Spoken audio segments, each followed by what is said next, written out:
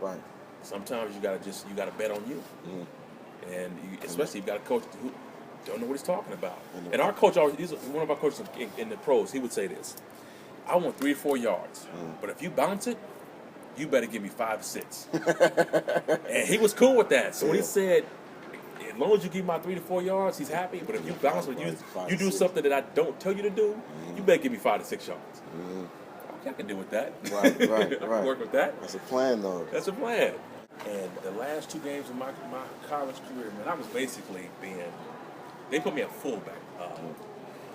My senior year, I tore my hamstring in camp in my senior year, and I mean, my career was basically over. You know what?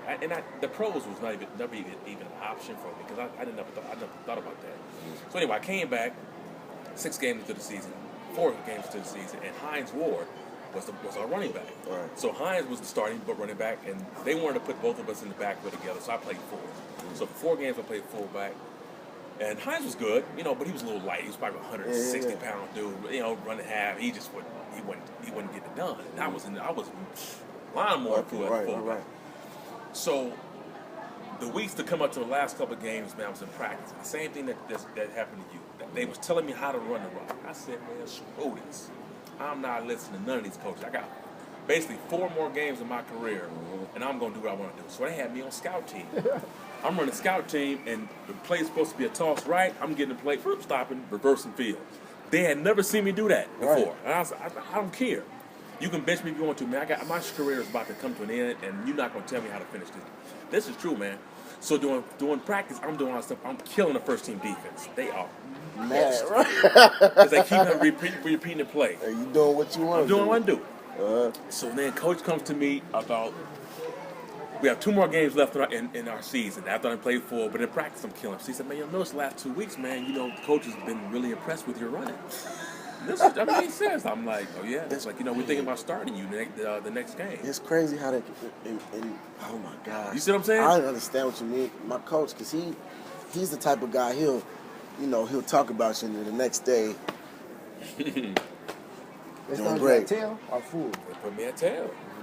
It's because of all of what he's doing. Because they saw that, they had never seen me play. I was a completely different back to them. Before, I was just like you. Doing what they want me to do, come down here, get my 4 yards, my 5 yards.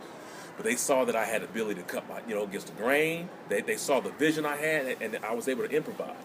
So the game comes in, we play Auburn. Auburn is on a freaking 20-something game winning streak. They're number 1 in the nation. They're on probation. They can't go to a bowl. Right.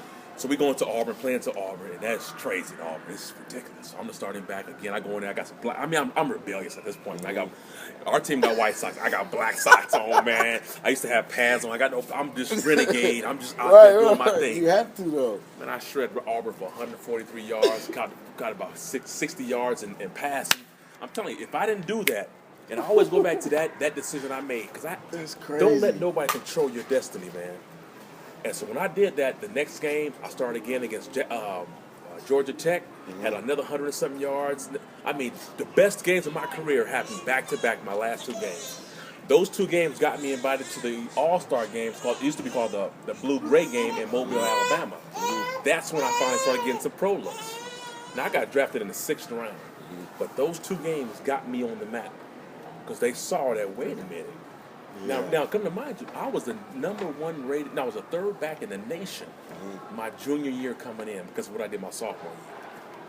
But from my sophomore year, my junior year to my senior year, because of them. Because of them. We threw the ball my senior year before that game.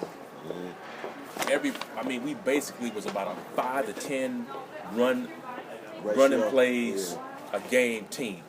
Eric Zaire was our quarterback. They wanted him to win the Heisman, so he was just slinging it out there. So when they saw that I could actually tote the rock like that, changed it. I said, man, I'm going to do what I got to do. So if I go out and I got 2 more games left in my college career ever, I'm going to do it the way I want to do it. Y'all can do what y'all want to do.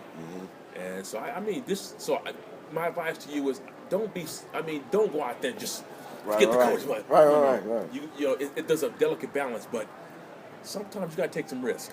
You got to take some risk, whether that's in practice or in a game. Okay. And the calculated risk. If the results aren't showing, then I wouldn't say keep bouncing it, or I wouldn't say do what you want to do. Okay. But you know who you are. You know what you can do. Right.